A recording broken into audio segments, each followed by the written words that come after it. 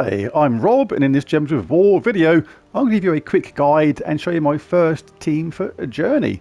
Now, this is a really cool event. I do like these, and I'll give the full guide as a link in the description below, but I will go over the basics as we go along with this, because it is actually quite a complicated little event, this one, to get the most out of it. Now, this is the overview screen. It's obviously based in vulpacea. And where it says my battles, that is how many battles you've got. I've got 13 battles remaining, and underneath that it says how many miles you've travelled, which is 0 so far, because I haven't started yet. And war gear plus green is the troop type and element colour we have to stick to for our team. Now, first things first, you want to go to the shop and absolutely grab yourself a tier 1 and tier 2. This is absolutely essential if you want to go a long way in this event. Tier 1 gives you a potion of enchantment, which means all your troops start enchanted at the start of the battle, as well as some other cool stuff as well. But Tier 2, utterly essential, because Todd Greenwood is a thing called a Pathfinder. What the Pathfinder does, it gives you more miles in this event.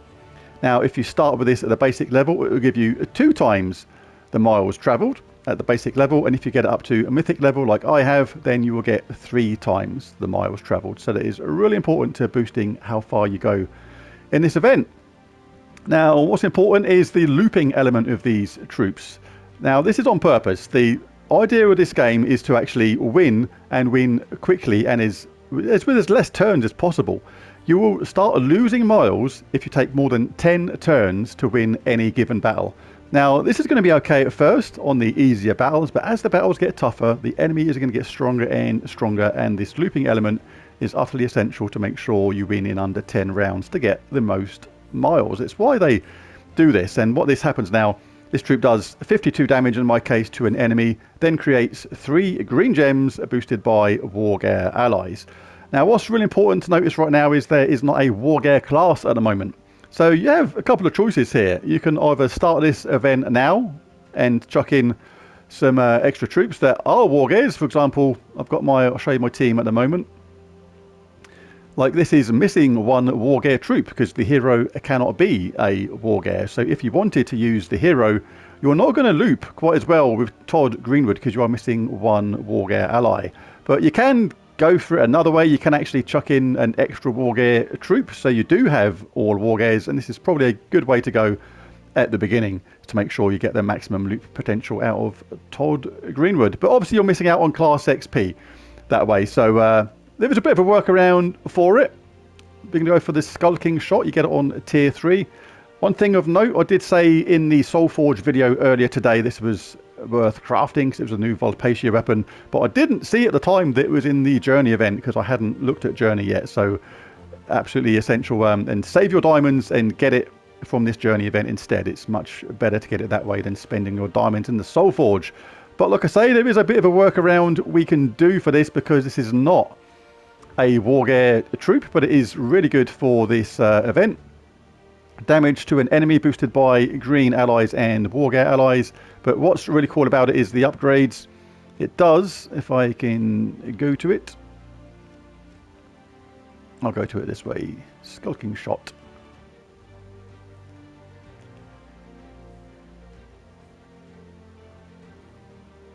There it is. Every time we cast this, we entangle the first enemy, so that is really good for avoiding any potential skull damage. But like I say, there is a way we can get a workaround for this on the fact we haven't got an extra war gear, and that is by going into a class such as Archer. And we'll do that first of all because we can have a 15% chance for skull damage to be lethal.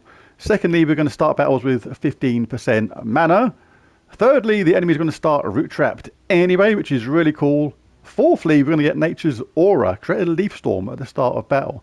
Now, this team will charge up really quickly. So even though we've not got the full loop potential of our Pathfinder until Friday when that war gear class comes out, we'll create a leaf storm instead and get loads of green that way. The amount of green we generate with our Pathfinder should actually be enough to keep the loop going.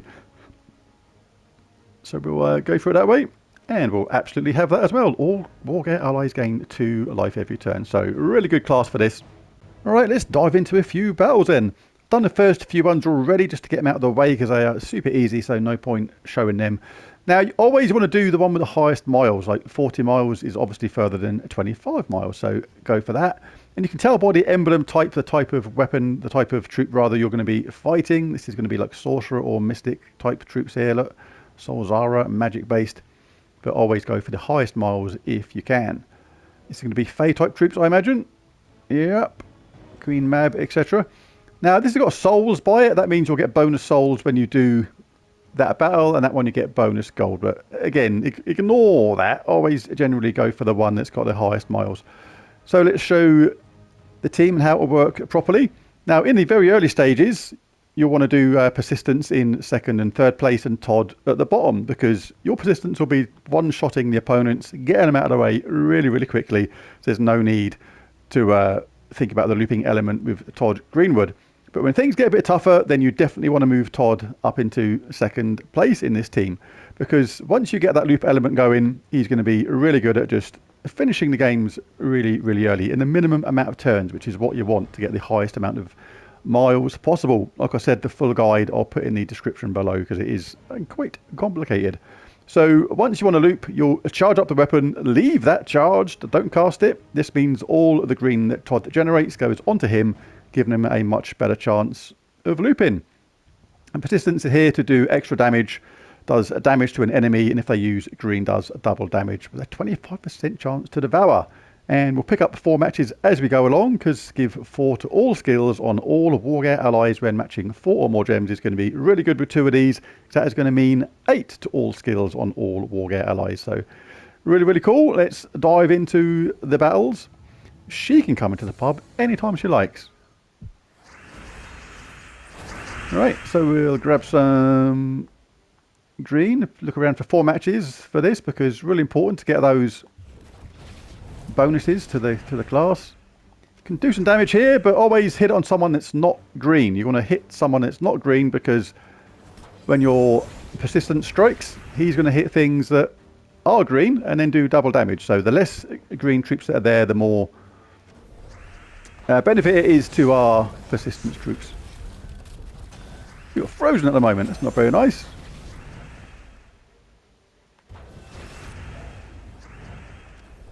Persistence will sort them out. There you go. And on to the next. And there you go, 120 miles travelled. When you get the exact amount, like that was 3 times the amount, that means you didn't lose any miles, which is the main goal, to get the most out of this event. Stick on any nicer medals you've got. She's a bit shady looking. Nicer medal is going to boost up the power of all your team. It's going to increase the damage of this. It's going to increase the damage of your Pathfinder and the damage from both your persistences. That's a nice little boost on that. We'll get another boost on that. Look at how those stats are going up. Really useful. Let's do this on a non-green enemy. Right, let's see if we can get going. We've got our green storm, so we're getting more green gems dropped than normal. Didn't manage to get charged then, but hopefully things will improve. And things will definitely improve on Friday when that Wargear class comes out. Then it will loop really, really well. So you can cast these now back to back. It's going to finish them off. Double damage on them.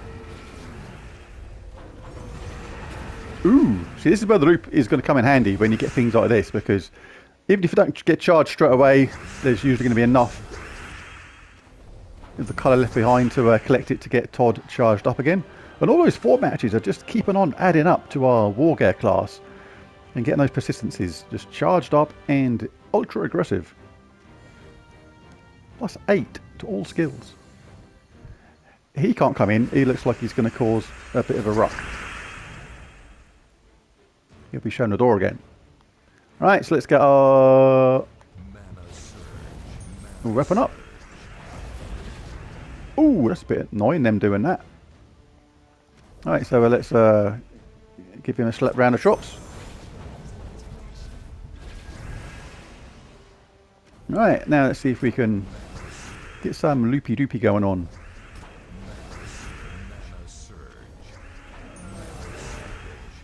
You can target Todd on the ones that aren't green. Leave them vulnerable to the persistencies to do double damage. If you lose a loop like now, then you can just hit them hard with your persistence.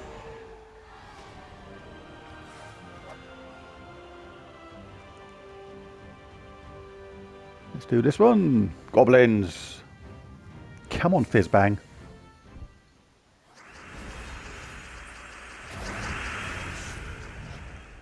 Right, not much of our colours going on. So we'll take that anyway. Get that boost to our persistencies. And our Todd. Todd Greenwood goes up in damage on this because he's war gear. So it makes a huge difference when you get all these 4 matches. What should we do next? So not a lot of green there to start with, even though we've got our Storm. But we'll see what happens. There you go, you got charged up. That's a bit unlucky. This will improve, like I say, on Friday when the War Gear class comes out, because you're going to generate another 3 green every single time you cast Todd. So that really is going to make a big difference. Let's give the old persistences a bit of action. It's not going to finish Fizzbang off, I don't think. But this will.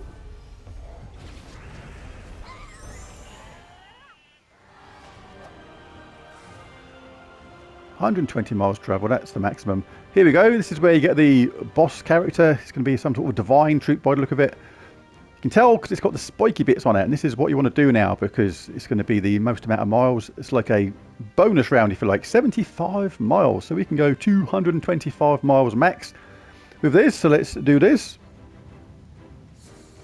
He can't come in either, not without a sword. Mate, you come to a pub, it's a friendly place, you're having a drink, you can't come in holding a flipping 6-foot sword, can you? It's just being silly. Ooh, another 4 match there, and then he missed.